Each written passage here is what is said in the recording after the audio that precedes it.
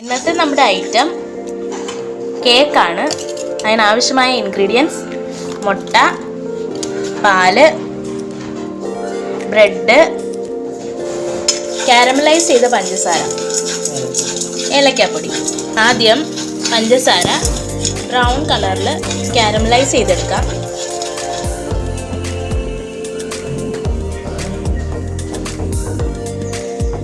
Sugar മെൽറ്റായി വന്നിട്ടുണ്ട്. ഇപ്പോൾ ഇത് കറക്റ്റായിട്ട് ഒരു ലൈറ്റ് ബ്രൗൺ കളറിൽ കാരമലൈസ്ഡ് ആയിട്ടുണ്ട്.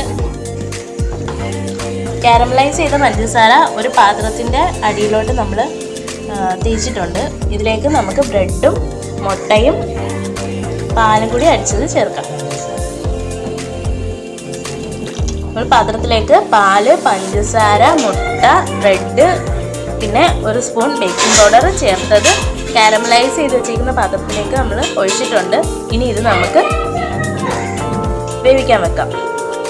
ഈ കേക്കിനുള്ള ബാറ്റർ നമുക്ക് ഒരു ഇഡലി തട്ടിലേക്ക് വെള്ളം ഒഴിച്ച് ആവി കയറ്റാനായിട്ട് വെക്കാം. ഒരു അരമണിക്കൂർ ആവി കയറ്റി എടുക്കാം.